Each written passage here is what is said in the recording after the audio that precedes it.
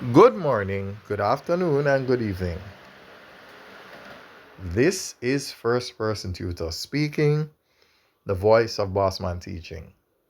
This is the third of three matches that I played with this individual from Brazil. He has a very unique style.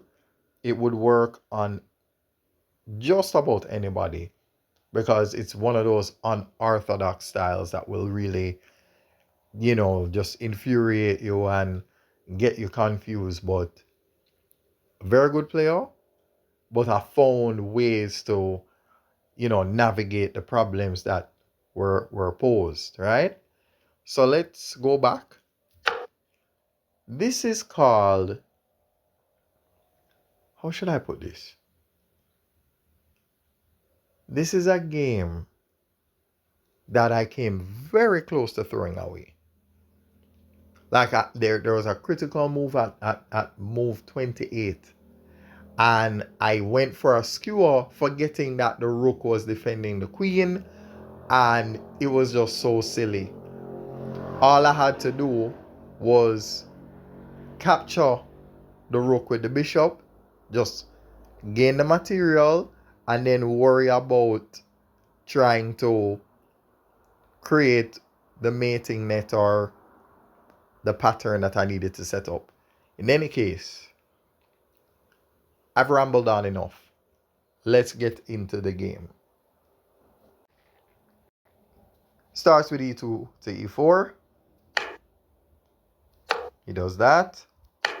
That's how all of his games start. It stops you from dropping your bishop on c4. So it's very, very, very, like the utility of this opening is very good. Then he goes after the pawn in the middle, right? Again, just doing very unorthodox things. Now he stops any possibility from you creating weaknesses on f7 pawn and so on. So I go for development. You need to see the creativity of this. So I block him thinking, okay, no harm there.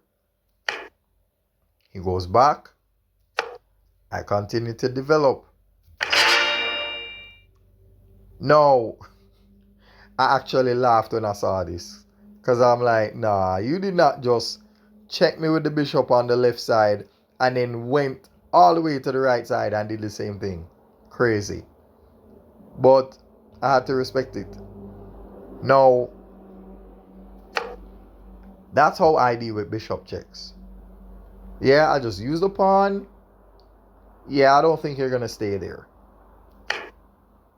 Then, yeah, this was a bit fun for me. Let me just call for reinforcements. Now my knight on b2 made that middle pawn a bit safer. Then, of course, I didn't even realize that a technique that has been used against me is something that I just did.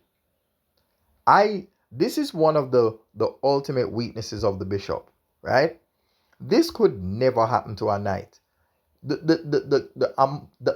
pawn chain you would have to create to stop a knight from moving, you would have to use all the pawns on the board to make that possible. Yeah? But with the bishop, not so much. So, where do we go from here? All right. You got rid of one of the problems. So, equal trade. All right. When he made this move, this is when I realized he was making space for the bishop, hoping that I didn't see it. But I did. The queen is out. Now, I was really thinking about doing the queenside castle. But, yeah, it looked a little bit open. Just a little bit too. And then I looked on the left side. I saw that there were pawns and a knight. And I figure, okay, there's a lot more activity going on the left than there is on the right. The right side just has the queen alone. So I castled on that side. So he castles on the same side. But I have more activity on that side. So perhaps he probably should have castled on the other side. I take the diagonal. Alright. Nice preventative measure. Obviously, I'm thinking about what to do next.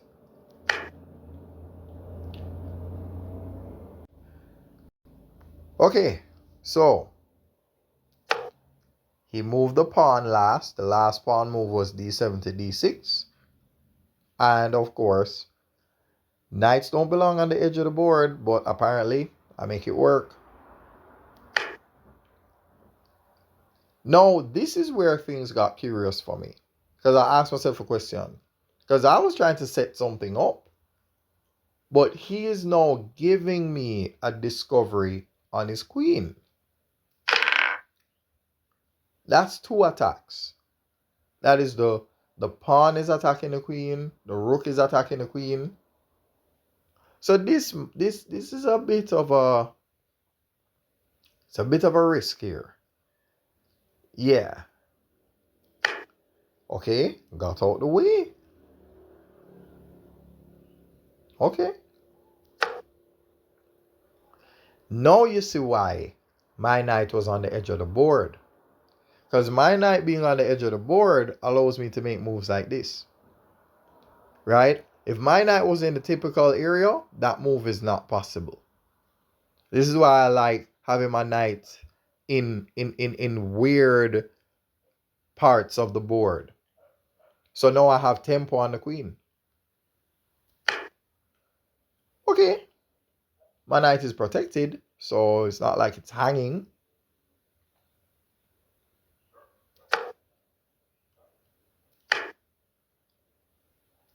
Okay. I thought about it before I made this move. I figured, why not add pressure to the king side? Why not bring new pieces into the attack? You know, add some pressure. This was a very good move. I was really, yeah, I was enthused about this move. So I figured, let me just dial it back, give my knight some space to move. What I do enjoy about pins is that once you don't break the pin, I have no reason to move my piece until I have a specific purpose for it to move. All right. Starting a threat. Tempo on the queen. Goes there instead.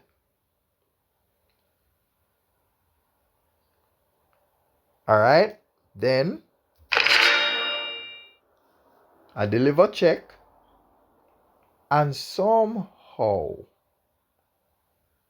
what was it that happened here? Okay. Went away with it.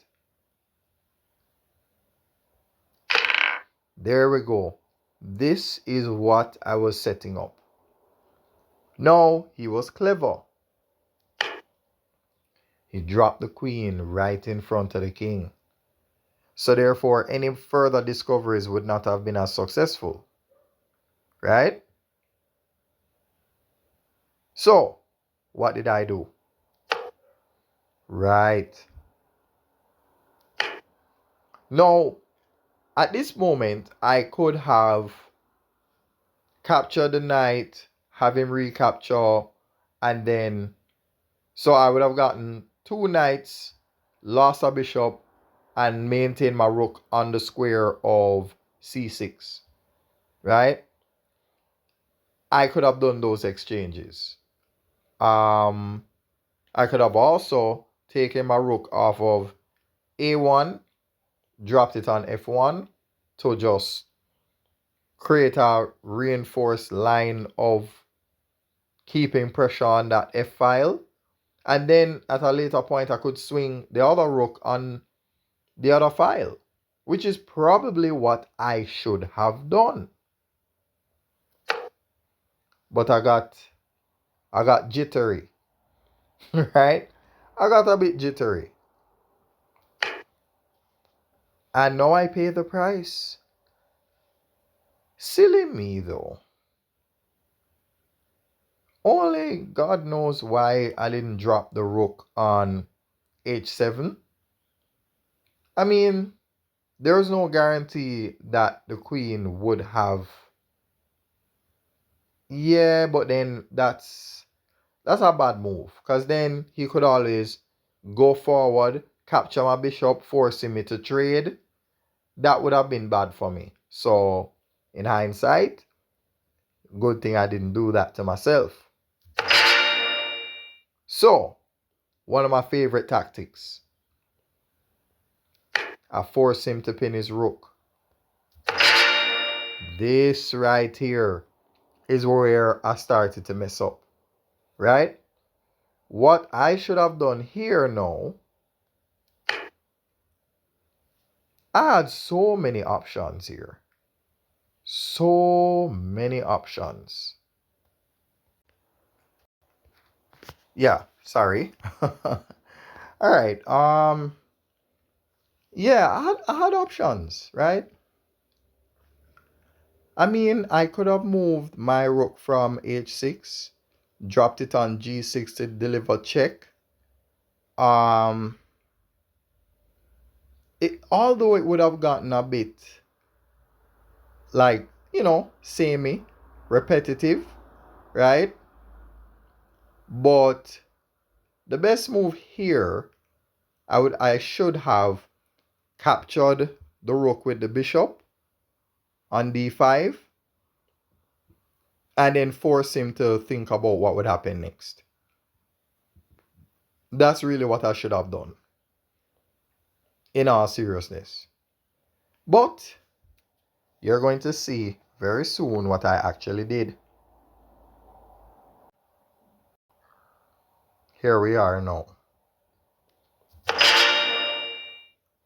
So I forgot that the rook was there, and then by doing this, I effectively broke my own pin, right? So I should have seen this, but it was an oversight on my part. So now it's a bit safer. Interesting that I did this. He neglected to do, because he knew that by doing the capture, he would have lost his rook. So he didn't want to take the risk. All right, I deliver the capture. There we go. Now I start to use the two bishops to my advantage.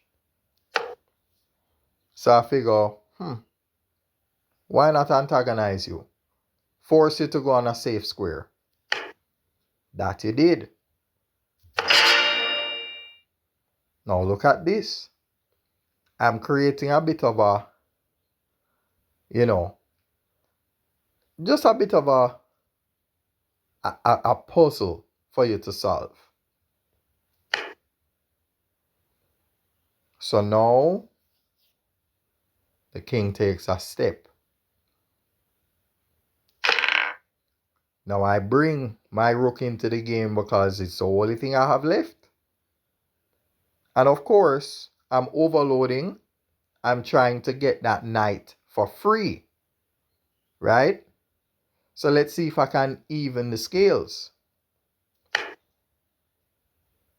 Give me a second. All right, so